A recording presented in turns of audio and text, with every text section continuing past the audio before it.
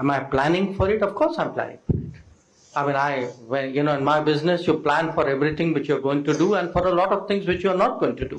But I do want to say it will be for a multilateral event. I mean, I'm not going there to discuss India-Pakistan relations. I'm going there to be a good member of the SCO. But, since I'm a courteous and civil person, I will behave myself accordingly. Pakistan में Shanghai सहयोग संगठन यानी SCO की बैठक को लेकर विदेश मंत्री एस जयशंकर ने बड़ा बयान दिया। जयशंकर ने कहा कि वो वहां भारत पाकिस्तान के रिश्ते पर चर्चा के लिए नहीं जा रहे। जयशंकर ने कहा कि इस बैठक में कई देश शामिल होंगे। एससीओ शंघाई कोऑपरेशन ऑर्गेनाइजेशन जिसके समिट के लिए जा रहे हैं एस जयशंकर। जानते हैं इस्लामाबाद जहां पर सग में मौजूद हूँ, जी हाँ, वहां पे रेंजर्स जो हैं वो लगा दिए गए हैं और यानी कि फौज बुला ली गई है। और उसका एक रीजन तो खैर ये भी दिया जा रहा है कि एससीओ की मीटिंग है, तो इस वजह से सिक्योरिटी को लेकर पाकिस्तान की गवर्नमेंट जो है वो काफी परेशान है और चाह रही है कि जी कोई अच्छी तरीके से सिक्योरिटी सिस्टम जो है वो हमारा काम करे, क्योंकि बड़े बड़े लोग आ रहे हैं, बहुत से मेहमान आ रहे हैं। लेकिन उससे पहले के बाकी मेहमान पहुंचते एससीओ की मीटिंग के लिए, उससे पहले जी केपीके से जो है वो वहाँ के चीफ मिनिस्टर साहब, जी हाँ, यानी कि अली अमीन गंडापुर और उनके साथी इमरान खान के सपोर्टर्स और कई दूसरे लोग जो हैं वो डी चौक पर प्रोटेस्ट के लिए इस्लामाबाद में जमा होना शुरू हो गया। उसके बाद जी शेलिंग भी की गई और पुलिस की तरफ से फायरिंग भी की गई। शंघाई कोऑपरेशन की मीटिंग में तो जा चुके हैं। क्वेश्चन है कि अब हमारे मंत्री पाकिस्तान जा रहे हैं, जो पाकिस्तान के साथ में जो हमारे रिलेशन है और जो अब फिलहाल पाकिस्तान की फॉरेन पॉलिसी है और इंडिया की पॉलिसी मेल नहीं। भारत का भगोड़ा जाकिर नायक पाकिस्तान में है, पाकिस्तान टूर पर गया हुआ है और विदेश मंत्री एस जयशंकर उसे अब घसीट कर भारत लेके आएंगे।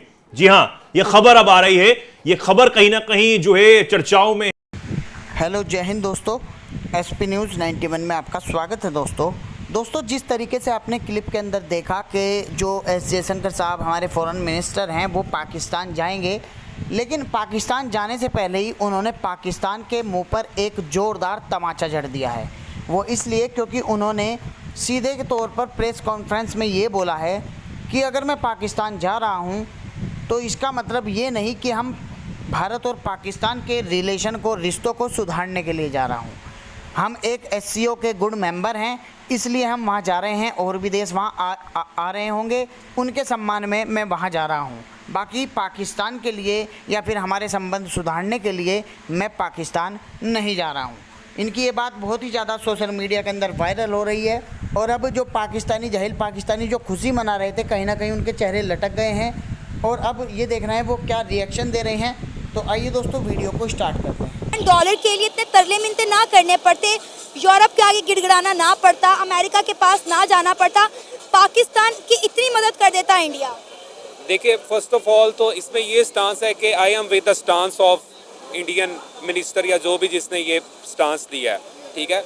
हम अगर अपने नेबर से नहीं बनाएंगे, ठीक है, एक किससे बनाकर रखनी है, ठीक है। अगर हम उस कंट्री से बना रहे हैं कि जिसका आज नहीं पता वो आज हमारे साथ है, कल किसी और के साथ हो जाएगी, तो वाई नॉट इंडिया। हमें इंडिया के साथ बनाना चाहिए, ताल्लुकात रिलेशन नॉर्मलाइज करने चाहिए और रिलेशन नॉर्मलाइज होंगे उसमें ही दोनों मुल्कों की तरक्की है और फिर ही हम आगे बढ़ सकें। सर, आपको क्या लगता है जब इंडिया के foreign minister doctor S Jaishankar Pakistan आए तो हमारा एजेंडा क्या होना चाहिए जिससे दोनों मुल्कों के ताल्लुकात भी बेहतर हों और पाकिस्तान के मसले भी कुछ हल हो जाएं? देखिए, अगर ये हम पाकिस्तानियों की तरफ से ये पहल होती है कि ये पूरी नेशन को ये मैसेज जाता है कि हम दोनों एक हैं, तो ऑफ कोर्स हमारी जो इंटरनल रिलेशंस है उनमें भी बेहतरी आएगी।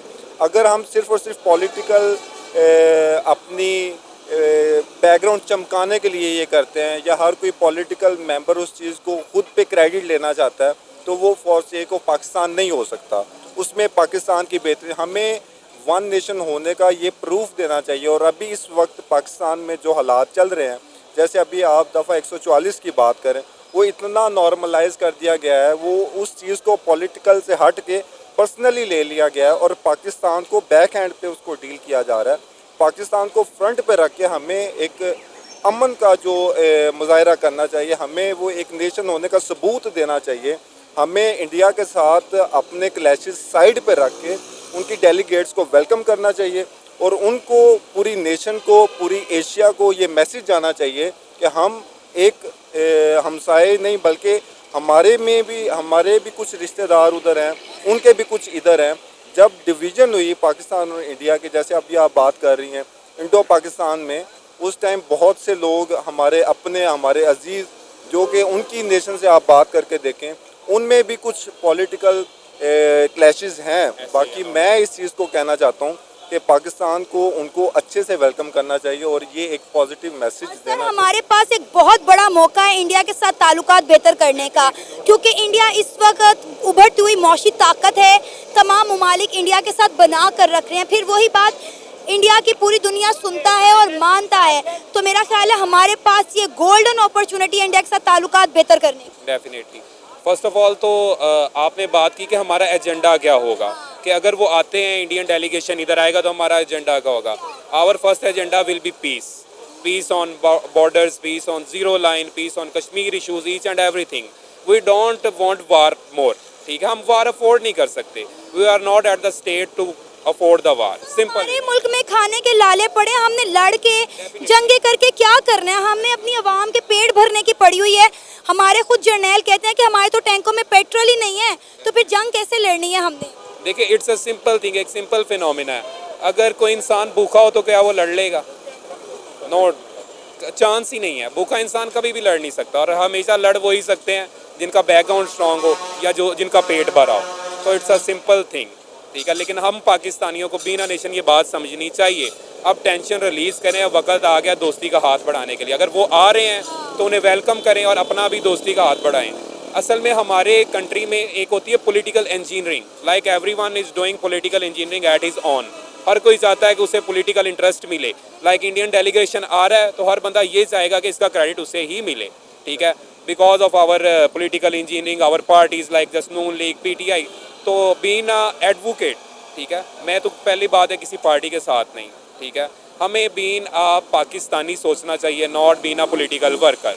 तो दैट्स द मेन थिंग जो हमारे माइंड में कि शायद यार अगर नून लीग के हैं तो हमें उनका साथ देना चाहिए, या जो उनका एजेंडा है उस पर चले। नहीं भाई, बीइंग अ पाकिस्तानी। सर, आज इंडिया के फॉरेन मिनिस्टर अच्छे से पाकिस्तान का दौरा करके जाते हैं, तो कल को पाकिस्तान में चैंपियन ट्रॉफी होनी है, इंडियन टीम भी पाकिस्तान आए, क्योंकि उनके कुछ कह लेना, उनके कुछ कंसर्न है, कुछ सिक्योरिटी कंसर्न है।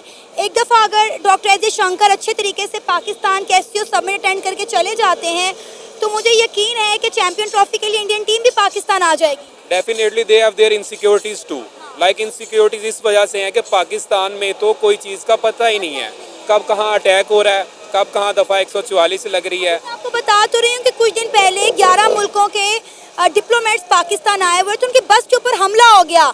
मतलब कितनी हमारे लिए बायस शर्मिंदगी बात है कि एक मुल्क के डिप्लोमेट के ऊपर हमले का मतलब है उस मुल्क के ऊपर हमला, और हमारे मुल्क में तो 11 मुल्कों के डिप्लोमेट के ऊपर हमला हुआ। मजीद जो बहनें और सिस्टर्स यानी कि समझे इमरान खान साहब की जो हैं उनको भी अरेस्ट कर लिया गया है, और कहा यह जा रहा है कि इसके अलावा भी तकरीबन 30 से 50 के करीब लोगों को मजीद अरेस्ट किया गया है, और उन्हें मुख्तलिफ थानों में और जेल में या कहीं पे भी बंद कर दिया गया है, बिठा दिया गया है, ताकि वो लोग प्रोटेस्ट में हिस्सा ना ले सकें या प्रोटेस्ट को आगे ना बढ़ा सकें। बहरहाल इस वक्त भी जो फेडरल गवर्नमेंट है वो काफ़ी घबराई हुई नज़र आ रही है और काफ़ी परेशान दिखाई दे रहे हैं। मुझे तो ये समझ नहीं आती कि भाई अगर इमरान खान साहब के लोग प्रोटेस्ट करना चाह रहे हैं अपने लीडर के लिए, तो अगर ये वाकई में डेमोक्रेटिक कंट्री है, जो कि हमें तो खैर डाउट है, लेकिन ये कि लोग कहते हैं कि डेमोक्रेटिक कंट्री, तो मान लेते हैं बात, क्योंकि डेमोक्रेटिक गवर्नमेंट जो है वो सामने होती है और पीछे चाहे आप जानते हैं कि भाई लोग होते हैं, और भाई लोग जो है आपको पता है कभी कभी कान के नीचे 2 लगा भी देते हैं।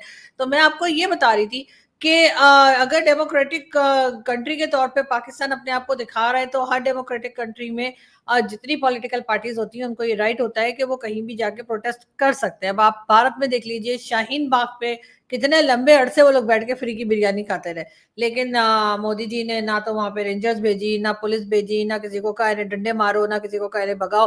वो तो बाद में कोविड आ गया तो वो खुद ही उड़ के भाग गए, और उन्होंने कहा ठीक है अभी तक जितनी बिरयानी खानी थी खा ली, वो कोविड आ गया तो इस वजह से उन्होंने कहा चलो भाई घर ही को चले जाते हैं। वरना इतने आराम से प्रोटेस्ट जो चल रहा था शाहीन बाग पे, ना एक भी पत्थर पड़ा, ना किसी ने मारा, ना पीटा, ना लाठीचार्ज हुआ, ना शेलिंग हुई, ना ही कुछ हुआ। तो कम से कम इससे ही कुछ सीख लीजिए कि डेमोक्रेटिक कंट्रीज कैसे होती हैं और वहां पे प्रोटेस्ट करने की परमिशन भी दी जाती है, चाहे गवर्नमेंट का कोई काम पसंद हो ना हो। अगर कोई लोग या कुछ सिटीजन्स या कोई पॉलिटिकल पार्टी प्रोटेस्ट करना चाहे तो उसको पूरी तरह से इजाजत होती है। लेकिन खैर पाकिस्तान में तो आप जानते ही हैं कि डेमोक्रेटिक गवर्नमेंट जो है वो कितनी पावरफुल है, जैसे कि शहबाज शरीफ साहब का तो सभी को पता है। लेकिन खैर शहबाज शरीफ साहब से मुझे याद आया कि बिलावल भुट्टो जरदारी, जी हाँ, जो कि एससीओ की मीटिंग में गोवा गए थे, और मैं हमेशा कहती हूँ कि उस वक्त मैं जा सकती थी, लेकिन मुझे लगा कि मैं जब दिल्ली में होगी एससीओ मीटिंग, वहां जाऊंगी तो मैं अपने तमाम दोस्तों से मिलूंगी, सबको फोन कर करके बता भी दिया था कि मैं आ रही हूँ। और मेरे दोस्त भी ऐसे हैं कि उन्होंने भी आगे 4 लोगों को और बता दिया था।